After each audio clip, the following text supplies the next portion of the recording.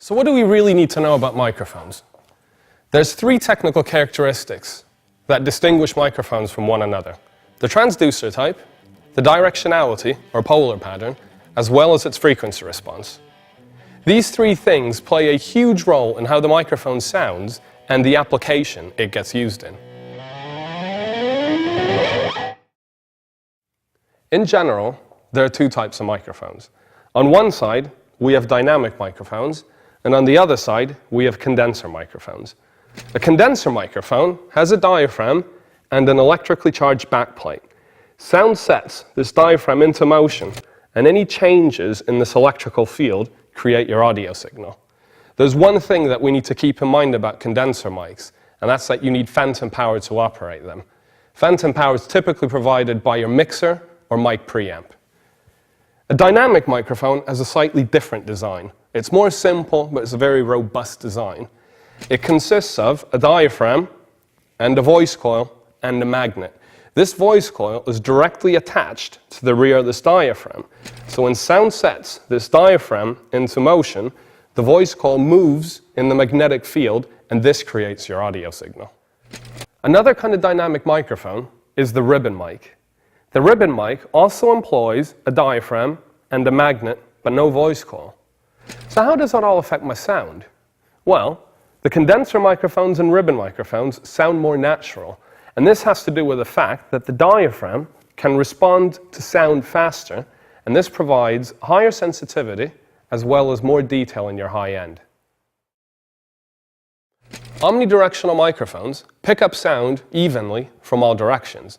Just like my lavalier microphone here, I can move my head left and right, and it still picks up the sound. This can be really helpful because I don't have to aim this microphone in a particular direction.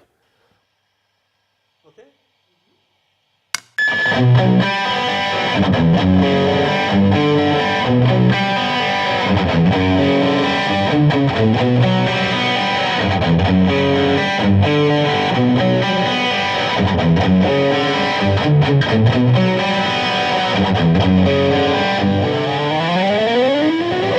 But using an omnidirectional microphone on a stage may not be such a good idea. Because of the other microphones, other instruments, or even your monitor wedges, all of these would simply create too much noise that the microphone would pick up, and this would result in feedback. So on stage, we want to use a directional microphone. For example, a cardioid. A cardioid polar pattern will pick sound up from the front of the microphone, but reject sound on the rear of the microphone. Because I can isolate the sound source, this results in a lot less feedback. The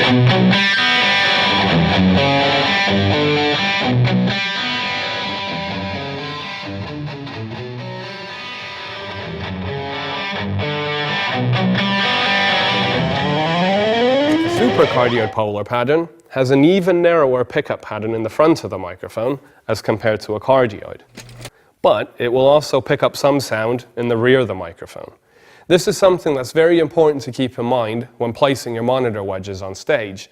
If you're using a cardioid, you can place the monitor directly behind the microphone, but if you're using a supercardioid, it's always suggested to place the monitors just slightly to the left and right of your microphone.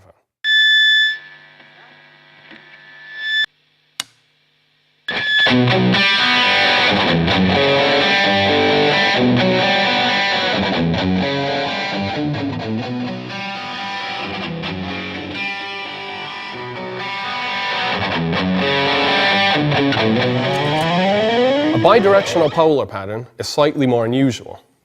A bidirectional microphone will pick up sound from the front of the microphone as well as the rear of the microphone evenly, but reject sound from the sides of the microphone. Bidirectional microphones might be seen in television interviews or stereo miking.